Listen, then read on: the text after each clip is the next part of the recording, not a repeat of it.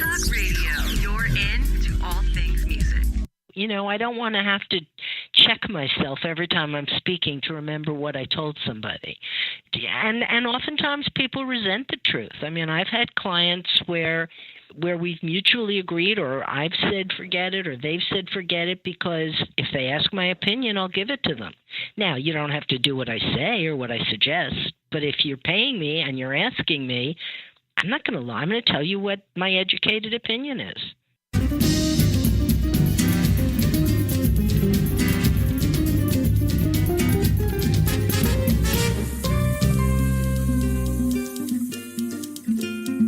Welcome to Making It with Terry Woolman, the show that explores the secrets, successes, and strategies for making it in the music biz.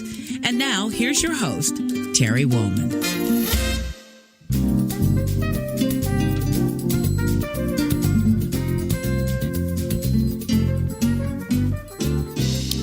Welcome to the show, and thanks for tuning in. I want to let you know how much I appreciate you joining us on our show. If you missed last week's interview, you can hear it and all of our episodes at entertalkradio.com/makingit, or download our app and take us with you. So often I get asked questions about the creative process, so I created this show to focus on what it takes to have a lasting career in the ever-changing landscape of the music business. You're really in for a treat, as I've invited my friends, some of the best and brightest in music, to share their stories on how they have influenced the music that has shaped our lives. I guarantee you're going to love it. So let's get started. My guest today is publicist JoAnn Geffen. JoAnn Geffen, founder and president of JAG PR, began her 4-decade career in New York, where she first worked with comics, then music stars, some of whom she still represents. Her expertise expanded to other areas, notably television and books. And after moving to Los Angeles in the 70s, JoAnn's client list expanded to include branding and promoting products, corporations, websites, and more. In addition to working with the Commodores, one of her first successes was helping to brand Body by JAG, which went on to become a phenomenon in the fitness world. She has also been a personal manager for the Commodores, Michael Cooper, Club Nouveau, Chaka and David Cassidy. As an author, Geffen has written Chicken Soup for the Soul, the story behind the song. Please welcome my guest today, JoAnn Geffen. Welcome, Hello, JoAnn. How are you? Thanks. I'm doing well, thank you. And you? I'm great. Thank you. So the reason I brought you on this show is to really talk about your world, which is a big part of the entertainment industry in general. Not just related to music. Certainly, you represent authors and comics, actors, celebrities of all types, and also corporations. But before we talk about what that actually is that you do, I want to talk a little bit about you. I know that you moved to Los Angeles from New York in 1978 when you opened an office at Motown Records for the Commodores. Can you talk about that and how you got your start working in publicity and marketing? It was actually an accident. I mean, it was a total accident. I vowed never to be in this business because I grew up in it. Mm-hmm. And when I moved to Curacao for a while after college, and they had what they called a revolution. They burned a few buildings, so they shut down the island. And so I was forced to come home. But I had this idea that I was going to do down there to start a publication. And so when I came back, I wanted to start a magazine. I mean, I was all of, I think, 20 years old or something. And so I met someone and told him my brainstorm. He said, well, I should introduce you to my dad. Well, his dad was Corbett Monica. And for those of you old enough to remember, he was the sidekick for Joey Bishop when Joey Bishop had The Tonight Show. And he was a stand-up comic. So he said, you don't want to do that. Do my PR. And it's like, what was that? So he told me what it was. And I said, sure, I'll try it. And that's how I began. And it's just, as the expression goes, I had more you-know-what than brains. So sure. I just went ahead and did it and said, give me your clips, and just started calling people randomly and cold calling. And fortunately, I was able to maneuver my way in, and, he helped me to get my first clients, and then it just kind of took on a life of its own. And the Commodores were one of my first clients. Well, with the Commodores, you were actually part of their very first audition, weren't you? I was there, yeah. You were there. I had been representing Lloyd Price, and Lloyd, because you've got personality. Anyway, and so he had a club on Broadway in New York called Crawdaddy, and that is where the Commodores auditioned for Suzanne de Pass. Their manager was a good friend of Lloyd's. And so Lloyd said, come, you have to see this group. And he told Benny, their manager, you have to meet her. She'd be great for you. And so we met there, and he said, you're hired. And, as I chased my checks in Harlem every week for $50, that was the beginning in music. And so it was great. Did you have and I still work with them. Yeah, I know that. That's always a sign for me of success. When somebody who started with a client at the beginning of their career is still with that client. And there's very few people that get those bragging rights. And I know that you're one of them. Ed Blau is that way, who's a wonderful attorney who worked with Johnny Mathis from the very beginning of his career until Ed passed away recently. Yeah. And, part of that's a tribute to the client, because part of it, there's a loyalty that doesn't exist very often in the business. People feel that when they become successful, we got to move up to a big firm now. We want that name on our bio, And at the end of the day, it's all a matter of the individual and how hard they're going to work for you and how well they understand you. I mean, Fran Drescher's a brilliant example. She was with the same manager from before anyone knew her name. She and her ex-husband, Peter, were managed by Elaine Rich until Elaine died last year. And, there's something to be said for that. She got her there, but still, Fran didn't have to stick around, but she did. Right. She didn't go to some big firm. She was loyal and recognized that, that she really cared about her. That someone was looking out for her best interests, not just to make 10% or 20% or whatever it was she was making. Right. So there's a loyalty factor that's very important, I think. I think along with the loyalty factor comes an integrity factor. Of course, and trust. I mean, it's all integrated. Right. Without those elements, then why be loyal? But I mean, with that as kind of a prerequisite, if someone is really in your corner and if they've proven themselves and if they are doing the job and, are there for you and not taking advantage or taking it for granted, then, why not stick with them? If it ain't broken, don't fix it, Mm-hmm. I would agree with that. Too many people think they need to move up and on. And sometimes up is a route down. So... it's not always the best decision. So I can't tell you how many people have come back. Right. I'm sure. JoAnn, take me back to your early life, growing up, because you alluded to that. You grew up in the business and it's not something that you had intended to become a part of. What did you grow up in New York in the city or? Yes, I grew up in Manhattan. My mom was a personal manager. I mean, she managed the young careers, very early careers of people like James Spader and David Caruso and John Spencer. And I mean, John Spencer was in my house every day after school. We went to the same professional children's school.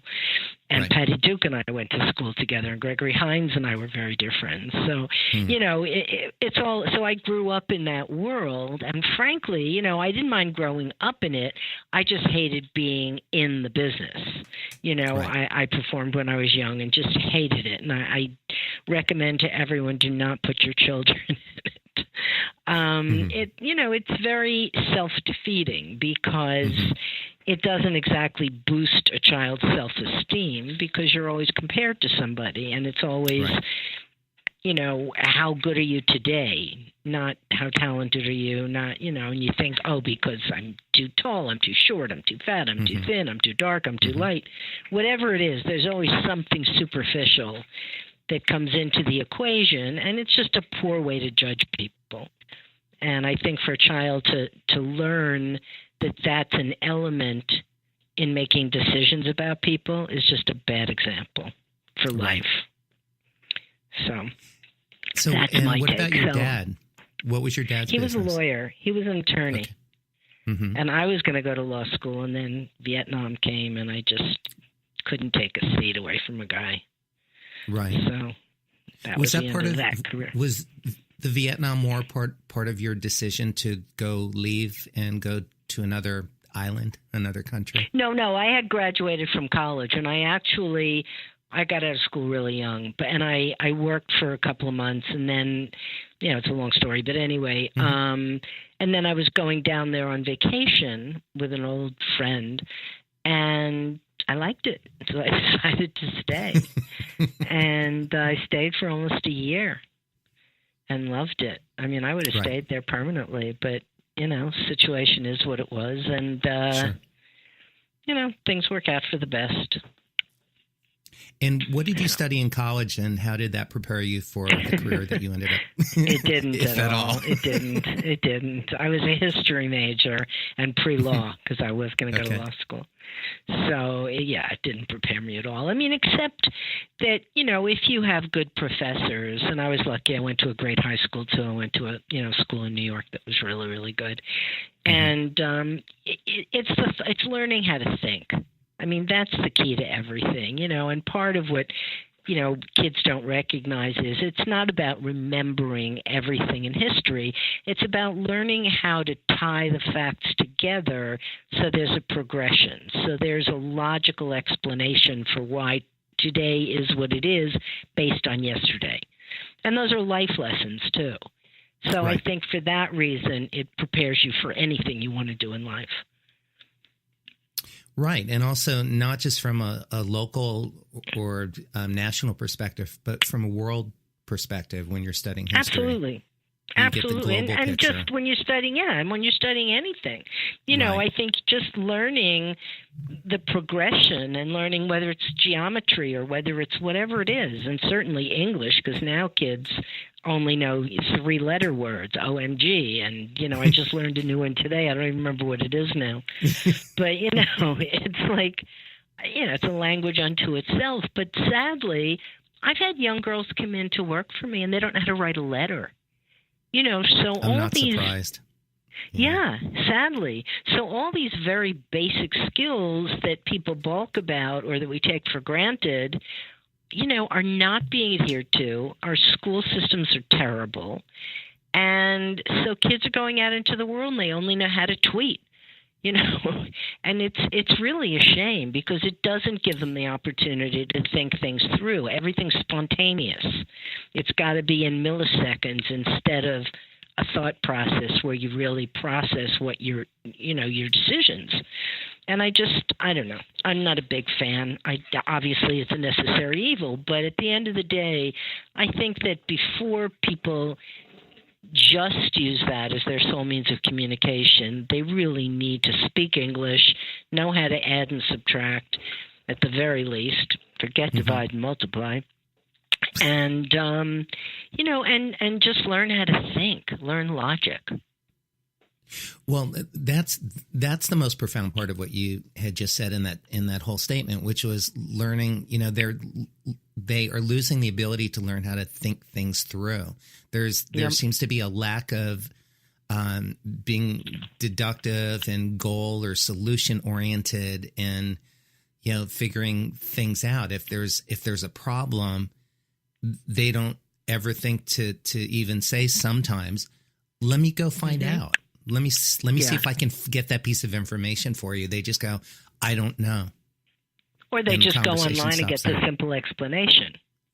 They get a although at least they're response. Proactive in some way. If that's the case, you're right. It's a shame, and also I think it has a lot to do with tolerance. I think that the more you know about history and the more you know about life and the more you're able to be rational, the more tolerant you're going to be as a human being. You're not going to just believe everything you hear. You're not just going to fall for a lot of these ridiculous, hyperboles that, our politicians and whoever speaks louder last, sinks in.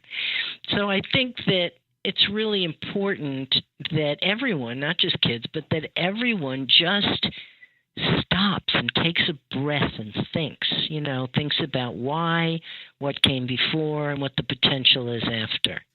And we oftentimes don't. And we see what's happening because of it. I absolutely agree. Do you think that traveling the world and getting out of, your immediate community or city or state, country, makes it easier to have a better sense of history or well, I think it certainly gives you a greater understanding of different cultures. I've been very fortunate because, I've traveled around quite a bit with different bands. And, so I was very involved with South Africa right as apartheid was falling. And so I was very, I was blessed to be able to be in Mandela's home with him and to meet him on other occasions. And, so amazing. And so it's, through experiences like that, you get insights that you could never, ever get from a book. So unquestionably, and of course I've been more fortunate than the average person in having those meetings, those opportunities to meet people like that. But nonetheless, just going there and seeing firsthand, for instance, Americans were terrified of South Africa. They thought it was like this horrific, violent, bigoted place. The truth is there's less bigotry there than here because it's right out in the open. You don't like it? Walk away. It's fine. They'll let you know. Right. But here, they'll go hang somebody in the South without ever saying a word. So it's I'm much happier with the honesty and the transparency of it all, than the clandestine activities of people. And, when you travel, you recognize that, we've got issues here. And, but we also are the best game in town. We do have rights. We have more rights than many. We, certainly live better than many, if not most, on the whole. But it gives you a tolerance. It gives you a greater understanding of humanity, not just Americans. And I think being monolingual is a real problem, too.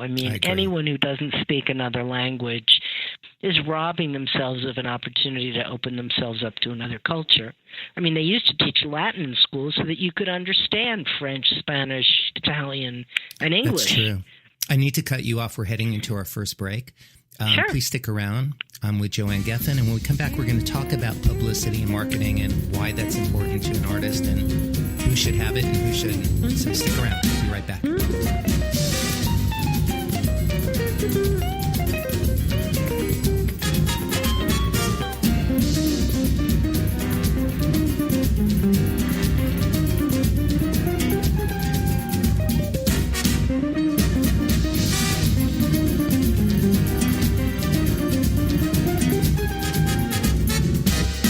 Are you serious about your music? Are you ready to run with the big dogs? The experts at Pitbull Audio have the gear to get you into the game. From leading manufacturers like Mesa Boogie, Fender, Pioneer, and American Audio. To sound your best, you need the best. Pitbull Audio can deliver in rehearsal, on stage, and into the big time. Dropping beats, shredding guitar, or making the crowd roar. Whatever you dream, Pitbull Audio can help make it happen. We are Pitbull Audio. We want you to play it loud. PitbullAudio.com. You know what's all around you every waking moment of your life? Marketing. You're choking on it. I'm Scott Robertson, and when it comes to strategic PR, branding, and marketing, I've seen it all. And actually, I'm still seeing it because bad marketing never sleeps. Join me each week on May the Best Brand Win, right here on EnterTalk Radio, and learn how to make the marketing for your brand unforgettable. Hi, I'm Tim Dolbear, the host of Sound Experience on EnterTalk Radio.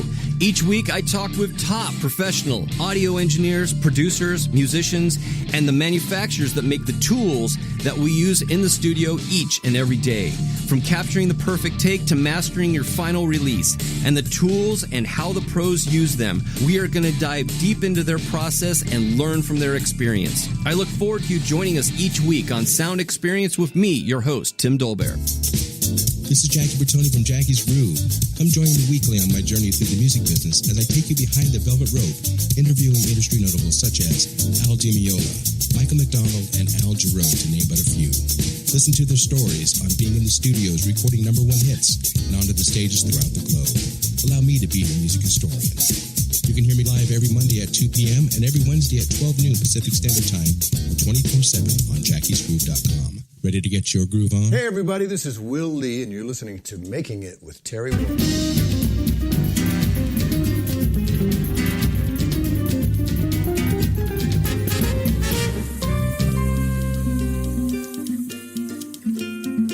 Welcome to Making It with Terry Woolman, the show that explores the secrets, successes, and strategies for making it in the music biz. And now, here's your host, Terry Woolman.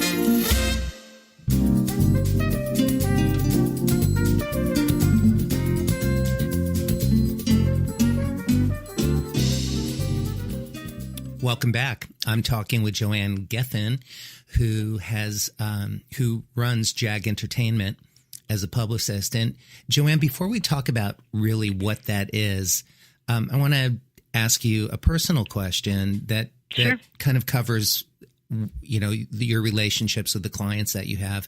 I know that your career has put you in some very personal relationships with your clients, many of who are celebrities. I'm wondering what you've observed that are some of the common traits that have led to their success in business and in their personal lives. I think integrity has a lot to do with it. Dedication to their craft, honesty, hard work, and tenacity. I don't think it's any different than any other career. Mm-hmm. I think that if, you keep your eye on the ball and you do a good job and you treat people as they should be treated with respect and, show up on time and do a good job and act professional, then you should be good. Obviously a lot of it has to do with the team you've got around you and choosing the right parts or the right songs or whatever it is you're choosing. But at the end of the day, it's really about doing a great job, like anything else. Right. You mentioned honesty as one of those traits, and Ken Cragen had mentioned that when he was on my show, that I love him. How important honesty was, to the point where he actually, in his book that he wrote, he talks about one of the points that are really important in being successful is to get caught in a lie. He finds opportunities in his career. Instead of covering up, if he makes a mistake, he looks at it as an opportunity to become accountable, to call it out himself to his client. Absolutely. Hey, so we all make mistakes. Exactly. So that they see that he can be trusted. Well, and the key is to learn from your mistakes, not to continue to make the same. It's the old expression, once silly, twice stupid, and you just can't. And, it's not, there's a big difference in mistake and a lie. So a mistake, everyone will understand. A lie, you're ultimately going to get caught. So, I'm just a terrible liar, so I would never even try it. I'm so transparent. You can just look at me and know I'm lying. Me too. Yeah, and so I just wouldn't, yeah. And I don't want to. I don't want to have to check myself every time I'm speaking to remember what I told somebody. And oftentimes people resent the truth. I've had clients where either where we've mutually agreed or I've said forget it or they've said forget it, because if they ask my opinion, I'll give it to them. Now, you don't have to do what I say or what I suggest, but if you're paying me and you're asking me, I'm not going to lie. I'm going to tell you what my educated opinion is. Right. And then you can make your own decision. But some people don't want to hear that. They just want yes people around them who are just going to tell them what they want to hear. And I'm the wrong person if that's what somebody wants. Right. Yeah, I see that more, I think, with celebrities who have, over a lifetime of having a career, have surrounded themselves with yes people. And that's always seemed dangerous to me, and that they're shorting themselves. You know, they're losing out on an opportunity to have more success, you know, and perhaps to be happier or find an easier path. The reason, it's like anything else. The reason you hire people is because you respect their judgment. And again, right. No one's saying that you have to do what people say, but you need opinions from different points of view. And then based on educated information, you make a decision. And it should be your decision. It's your career. It's your life. And I always tell people that. At the end of the day, it's your decision. Just like any offer that ever comes in, any call I ever get, a lot of people don't bother their clients with everything that comes in. I'll preface it by saying, I know you're not going to want to do this, but I want you to know that because they're entitled to know. I may be wrong one time, and it's something they may want to do for some personal reason. Right. Or someone can come to them and say, why didn't you want to do that? And they'll say, I never heard about that. That's not cool. So it's the responsibility of the people around them to be forthright and to propose whatever comes across their desks. And then it's up to that individual to look in a mirror and realize what's best for them in their own judgment. So let's talk about what it is exactly that you do so that our listeners understand what a publicist does and how a relationship might begin with somebody who thinks they need a publicist. Well, publicity is branding, essentially. In other words, whether you're an individual or whether it's a product or whether it's a company, it's still a brand. So you create based on the reality of who that person is and whatever their art is, you establish a brand so that this person is known for what they do in the genre they do it in. And so it's my job to tailor their image to be consistent with the brand that we're trying to establish. So that's done by helping with photographs, by selecting photographs and helping sometimes to create the shoot and make suggestions as to what that shoot should look like, and selecting them so that they reflect what that person looks like in the mind's eye and what you want people to think that person looks like. And I don't mean by putting on masks and makeup.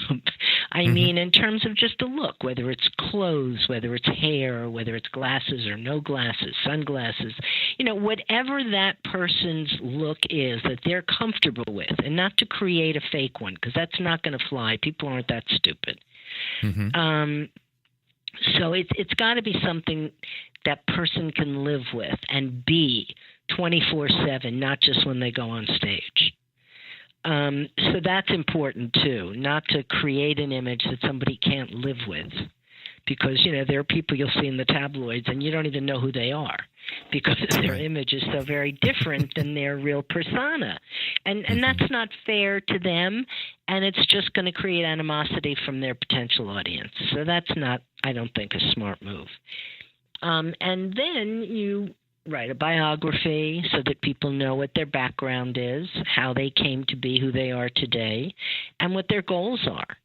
And then, of course, you describe their art. So if they have a specialty in a certain area, you describe that. You describe how they got to where they are today and where they think they'd like to go. And that's essentially, and then you follow that path through the media. The media, I don't think, is fake. And I think that, I think that, it's you. And it's not even that you manipulate it. It's that you choreograph it so that you have a plan in mind. I don't believe you should just, in this just spell my name right stuff. I just don't. I've turned down People magazine stories because I knew that writer would not get that client. And better to have no press than bad press, is my opinion. Which is different than some other people's that opinion. Individual. Yeah, exactly.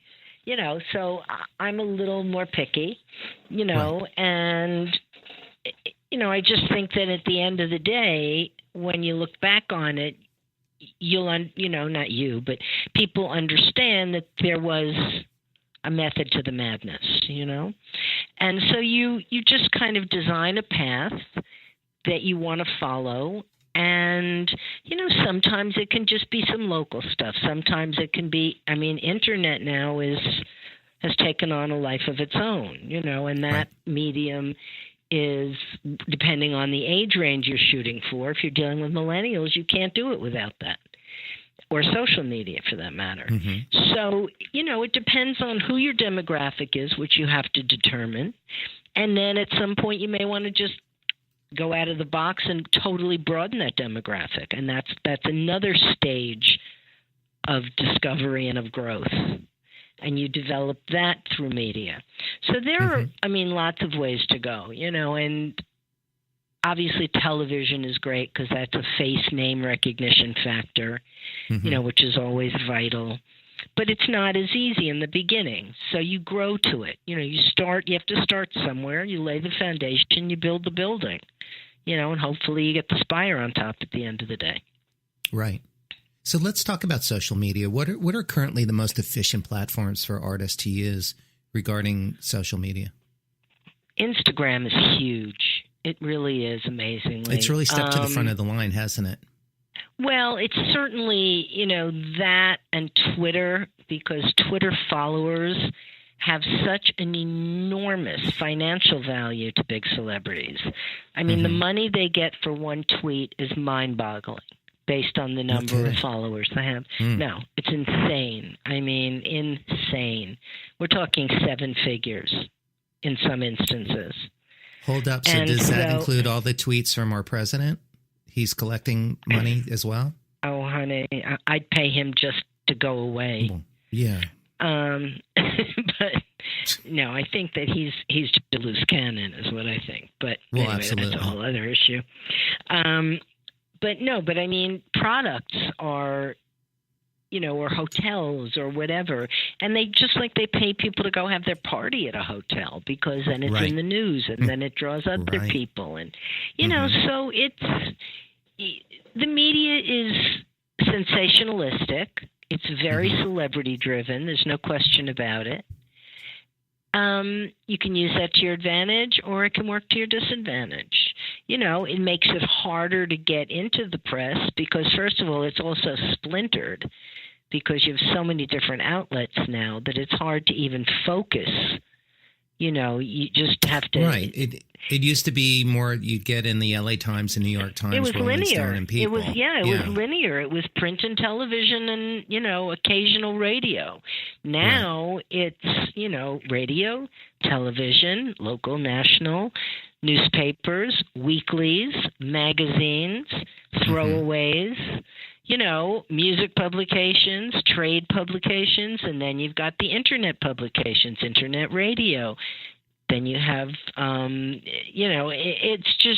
it's mind-boggling. And then, of course, the internet. And you've got websites, you've got bloggers, you've got social media, you've got everything from Twitter and Facebook and Instagram and Snapchat to Tumblr to, it just goes on and on endlessly. And it's challenging. It really has made it much more difficult.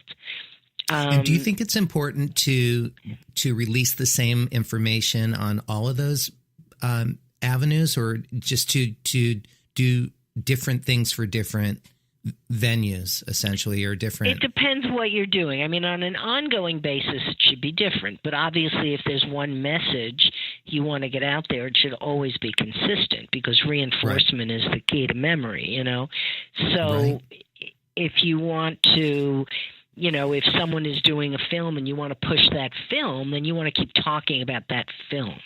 Now when you're doing it on social media, because it's a very limited space and people have a very limited, attention span, you want to constantly have fresh content. So every day or twice a day or however often you want to pay attention to it, you put up something new about that project. But your initial outreach should be consistent, I think. Look, everyone has their own style. My opinion, Right. You want to get a consistent message out there. And if you have different people working different aspects of the media, for instance, a lot of specialists just deal with social media, or just online media, then what you want to do is make sure that that messaging is consistent across the board and that stylistically it's the same. Because the last thing you want people to think, because most celebrities don't do their own social media. Let's be realistic. They'll do some personal stuff, but all in all, that's all they have the time for. It's a full-time job, so they have to, Absolutely. they have to reflect that person's personality. When I wrote the book, and it's about 101 songwriters, and I interviewed each of them, I was very, very, very cognizant of trying in each. I don't think any two stories read alike because I tried to use their expressions, their temperament, their personalities, because it's them talking. It's first person, and it really was them talking. Obviously there were certain things that were paraphrased so it would flow, but at the end of the day, they all approved it. Every one of them approved it. I made them approve it because I wanted it to reflect them. And that's what people have to be aware of. Anything you do in media should reflect your own personality, your own values, your own strategies. It shouldn't be different in every facet of what you do, nor, change from year to year. There's a growth, obviously, but, you can't just flip a coin and become somebody else. And so an that, artist has a think, responsibility as well when they're coming and employing you to make sure that they express what it is that's really honest and true to them, so you can help. And what their goals are, and they have to be able to hear a reality check. I mean, I'm very conscious of not making promises that I can't keep, and I'm also very confident about saying that's an unrealistic expectation. Up front, I'm going to tell you, this is what I believe we can do. This is what I don't think we can do yet. It's not to say in a year or two we can't, but this is going to take time. No, I'm not going to be able to get you a People magazine feature. It's out of the question. I just know it. I'm not even going to call and get a no. That would be stupid for both of us. Right. So, there are certain things where, there are certain things where, and also it just doesn't make sense. It's a waste of everyone's time and energy. More importantly. Better to take that time and energy and put it into something that could work and keep pushing that. I think. Again, this is all subjective, and everyone has their own style. Everyone has their own opinion. But, this has worked for me and for my clients for a long time. And, no reason to change now except to add to the dynamic with all the other media. Absolutely. And that plays a big, big, big role, unquestionably. We're heading into our second break right now. When we come back, I want to talk about your book, which is Chicken Soup for the Soul. Stories behind the songs about songwriters and what inspired them to write their songs. And we will be right back with JoAnn Geffen from JAG. Stick around.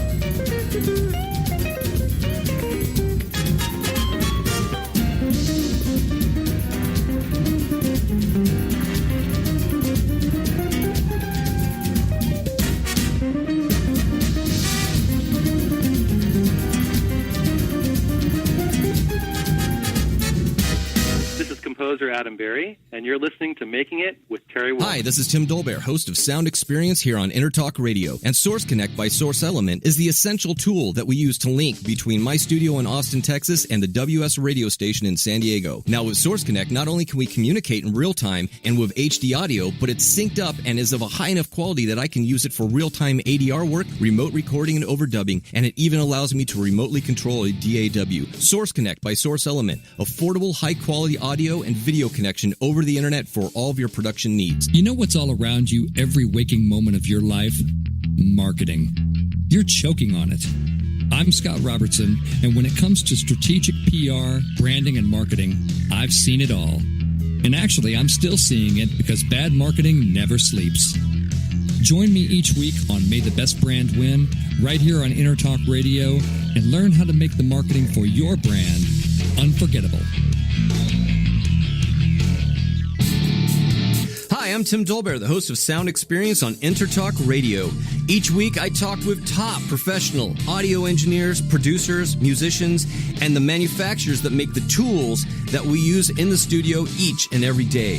From capturing the perfect take to mastering your final release, and the tools and how the pros use them, we are going to dive deep into their process and learn from their experience. I look forward to you joining us each week on Sound Experience with me, your host, Tim Dolbear. Are you serious about your music? Are you ready to run with the big dogs? The experts at Pitbull Audio have the gear to get you into the game. From leading manufacturers like Mesa Boogie, Fender, Pioneer, and American Audio. To sound your best, you need the best. Pitbull Audio can deliver in rehearsal, on stage, and into the big time.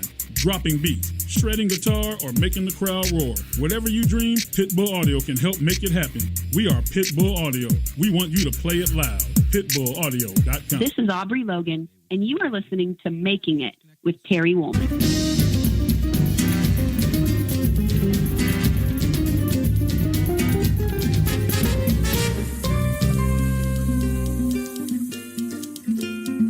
Welcome to Making It with Terry Woolman, the show that explores the secrets, successes, and strategies for making it in the music biz.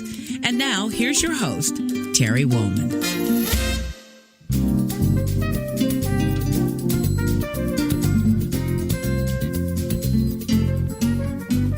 Welcome back. We're here with JoAnn Geffen, publicist and author, and also actor. I want to take a quick little aside before we talk about your book. You were in a TV series called The Actor's Choice last year, where you played yourself. I wasn't. Oh, you weren't? No. That came up on a IMDb page or wiki or someplace. That's weird. It is? No. Okay. No, I wasn't. Okay. Well, then there is no answer to that question. I will be. Unless perhaps that's what's next for you is acting. No. That's where I started. No, I hate it. Right. That's why I can do what I do well. There's back. no way I want to switch places with anybody. I understand. Yeah, you've got a bird's eye view of why not to go do that. Precisely. Let's talk about your book, Chicken Soup for the Soul, the story behind the song. There's a really wonderful story about how you got your deal with that book, and I'd love for you to share that so we can talk a little bit about that kind of winning attitude. Yeah, it was pure happenstance, to tell you the truth. A dear friend of mine was representing the Hilton Hotels, their whatever their program is, their condo program or whatever it is, timeshare. And they were looking for someone to do PR for some of it. And so they had a meeting in Vegas. She said, come in, you should meet them. I said, okay, fine. So I flew in, I sat down. There was I expected to be a one-on-one meeting. Well, it turned out there was this humongous room of, 20-something people. And sitting to my left was Bob Jacobs, who at the time had just, with a partner who's still there, Bill Ruana, had purchased Chicken Soup from the Soul, from the original owners. And I believe that it was, I don't even remember to this day, I believe it was Mark, Victor Hansen, who was there with him. And they were talking to the Hilton people about doing some stuff with them. And then we all had lunch at this long table, and Bob was on my left. And I don't know what made me think of this. I never planned to write a book. I never planned to get into this. And I just said, how come you guys, because I didn't realize that they had so many subjects. I frankly thought it was like one book. I knew nothing about Chicken Soup for the Soul. I'm embarrassed to say, but didn't. And then I saw they have golf books and cancer books and teen books and this book and that book. Big and franchise. I said, why haven't you ever done any music books or entertainment books? He said, well, no one's ever really been able to pull it off. People have come to us, and I said, well, why don't you do like the story behind the song? I think I had just heard the story on the radio about Lady in Red. And Krista Berg had told this wonderful story about, you know, how he saw his wife one night dressed in red and he fell in love with her all over again. It was a really beautiful story. And I think that was on my brain. And I told him the story, and he said, yeah, I mean, let's do it. He said, can you do it? I said, sure. You know, I know enough people. And so he said, fine, done. I was like, excuse me? And so he said, just get me a list of who you think you can get, and I'll come back to you with an offer, and we'll see if we can get it done. And on the plane on the way home that afternoon or evening, whatever it was, I made this really long list on the back of a file, you know, manila file folder, and typed it up when I got home and sent it off to him, and the next day we had a deal. And, Bam. You know, he made me an offer I couldn't refuse, and it was great. And onward and upward, and it came out, I think, the next year or year, I don't remember. But anyway, so that's what happened. Who was the first artist that you interviewed? Good question. Gosh, I don't know that I remember. Okay. It would have had to be a friend of mine. Sure. Maybe it was Lamont Dozier, or maybe it was. It wasn't one of the Commodores. They were later down the road, and David was later down the road. I don't remember. That's funny. That's funny. Yeah. You know, one of the things in the book, you it sounds like you learned some things from writing this book as well, because I heard you talk about the Chicago song Saturday in the Park and how it's about things that we see every day, but maybe you don't notice. And I heard you say maybe we need to open our eyes and not just smell the coffee, but take a little sip. And yeah, I mean, I think that's really important. And I also think that what's interesting is that there's a lot of music, and I'm just as guilty of this as anybody, if it's a guilt issue. You know, there like heavy metal. I've never really listened to the lyrics. You know, rap I've tried, but God knows it's, for me anyway, it's really hard in most cases, unless they're really, you know, enunciating. But if you do, I mean, like Alice in Chains, you know, that song is so poignant. And yet I don't think I'd ever heard an Alice in Chains song, to tell you the truth, or at least listened to one. You know, I've probably heard a million of them, but I don't know that I ever really listened to it. Right, and because that's you the difference. Difference. A bias, you know, on the way the music sounds. You think you might and you not have have any this kind of connection affinity with the to story. certain, you have an affinity to certain music you listen to over and over and over again. You know, Alexa, play R&B from the 70s, or Alexa, play pop ballads, you know. And so that's what you listen to instead of opening your eyes and ears and, you know, and your soul up to different things. And you find that thematically, you know, everyone's had issues. Jewel had problems. Billy Bob Thornton had problems. You know, certainly, God, my mind went blank, but Alice in Chains, you know. And there were just so many people who, you know, went through heartache, and this is such a reflection of who they are. And they just purged their souls, and we're all the same. Right. And that's what I think is great about reading the stories behind the songs themselves, because a lot of these people have such similar stories. Doesn't matter if they came from the hills of Virginia or Beverly Hills or New York or Chicago, they all have stories. And just and the so people common thread know, is humanity. Right. And the common thread is humanity. And some of the writers include Kanye West, Christina Aguilera, Melissa Etheridge, Melissa Manchester, Mick Fleetwood, John Legend, Smokey Robinson, Paul Anka, Barry Manilow, Daryl Hall and John Oates, Kenny Loggins, Bon Jovi and Richie Sambora. There's quite a cross genre, and you know, which is really definitely. speaking to your point. I made a point of that. Yeah, that's what I did that on purpose. I mean, I really wanted. I mean, it's Heart is in here, as I said. Alice in Chains. We've got a lot of pop. Commodores are in here. A lot of R&B. Boys to Men. You know, and then there's Ryan Tedder. We have some of the young guys. So it's, you know, I tried to just get a cross section of people, genres, ages, race, nationality, just everything to try and find that common thread in people, just like traveling the world. It's what we were talking about before. There's a common thread in humans, good, bad, or indifferent, that we all live, breathe, feel, and people reflect that in their songs. They say it differently. The melodies may be different, the tempo may be different, but at the end of the day, the essence is very similar. And that's what I found interesting. Mm-hmm. I want to ask you about, I know a press release that must have been extremely difficult for you to write this past year, which was the death of your friend and David Cassidy. Yeah. And who is someone who I had the pleasure to perform with a few times. And he was such a lovely guy. I really, really liked him.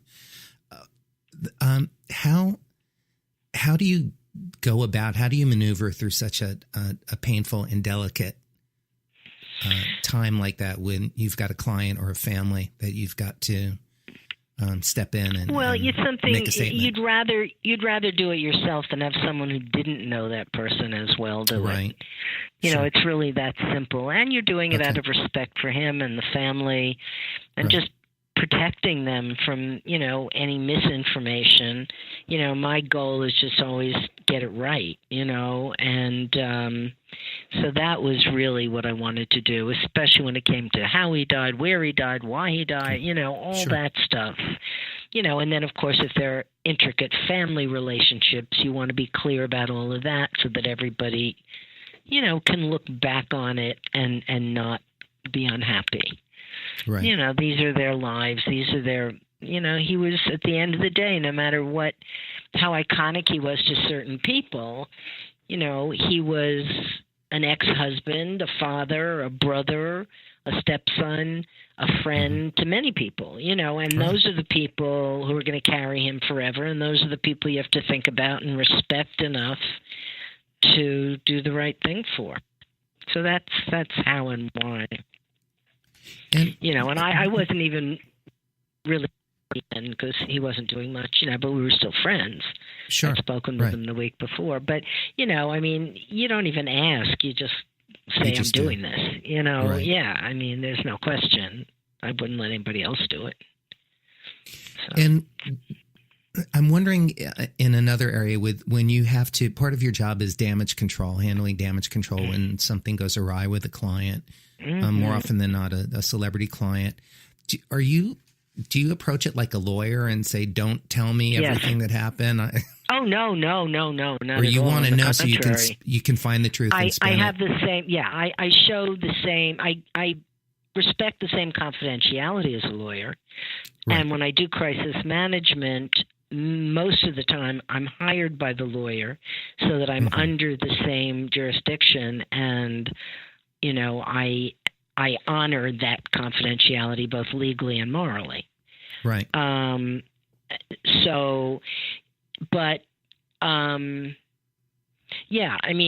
know you have to know what the facts are, and I don't believe in lying ever. I think there are ways to say it that are very palatable, but honest. I would never consciously, and I have not knowledge, ever lied about anything.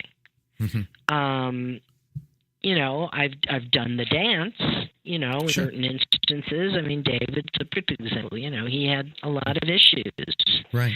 But at the end of the day, it was I who said, look, you can go out like a raging alcoholic, or you can tell people the truth that you were diagnosed with dementia, and that has something to do with it, That's right. So it's your call. And he was thrilled, and I'm thrilled that did come out because at least, when he left us, he left with some dignity. He sure did. So, yeah. So, those are the things that are important to me. People's legacies, people work too hard, too long. It's like all these, it's like all of these, charges that are going on now. These people have worked for 20, 30, 40 years, and then one idiot says that something happened 20 years ago and everything's taken from them, Right. come on, get a life. I can't bear that everyone's put in the category, simultaneously. So, it doesn't matter if flirted with someone, shoulder, patted butt, or raped them. It's all categorically the same now. And we need to get a grip on this and remember that in theory we live in a democracy where you're innocent until proven guilty, and where we do have a code of ethics where there's due process. And that has not been done in one instance yet. Not one that I'm aware of. And I find that reprehensible. Taking people's awards away, taking their memberships away. Right. What they do personally has nothing to do with a piece of art. Mm-hmm. Nothing. That's insanity. So I'm just appalled where it has gone, and I am not condoning behavior that is unacceptable. Believe me, that's not what I'm saying. Yeah. I have been, in my day when I was younger, I was a victim of it too. But the point is, you just say no. Get up and walk out. Right. And not one of these people said that, they were pinned down and couldn't leave. Mm-hmm. So, you know what? Get in bed with fleas and you have fleas, Right. So I'm at a point where I'm tired of it. I understand. I hate to cut you off because we could spend a whole hour talking about that, and I would love to. We only have about 2 minutes left in the show. I want to ask you a quick question and then my closing question. Can you share 3 tips for success that have driven your career? Integrity, tenacity, and what would the other one be? Just being realistic. Being realistic about what you can accomplish, what you can't accomplish, and going for it, and thinking out of the box. Right. And at this point of your life, JoAnn, with everything that you know to be true, what would you tell your younger self? I would always recommend having a mentor or working for someone first. I didn't. I was always on my own. I never worked for anybody. So the upside is that you don't know the rules, so you don't have to follow them. So you're much more creative and do things that are unheard of. I mean, I used a video machine in stores to promote records before there were ever videos. And by the same token, it's a long, hard upward crawl. And, so for that reason, I think that it's always a good idea to have some basic training and then go out on your own if you're going to do that. Absolutely. Well, on that note, I want to thank you. Where can people find you if they want to hire you? It's Geffen at jagpr.com. Perfect. And we will put a link to your email address as well as website. JoAnn Geffen, thank you so much for spending the hour and talking about this side of the industry and in your life and your journey. I really appreciate it. Thank you. Keep playing that music. That's my plan. Thanks, everybody, for listening. We'll see you next week.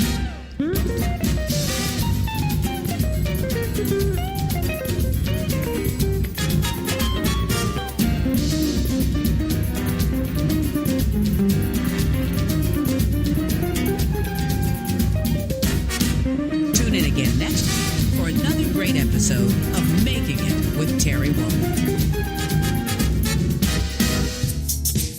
This is Jackie Bertoni from Jackie's Groove.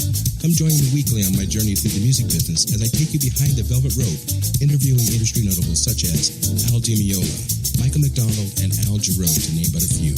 Listen to their stories on being in the studios recording #1 hits and onto the stages throughout the globe.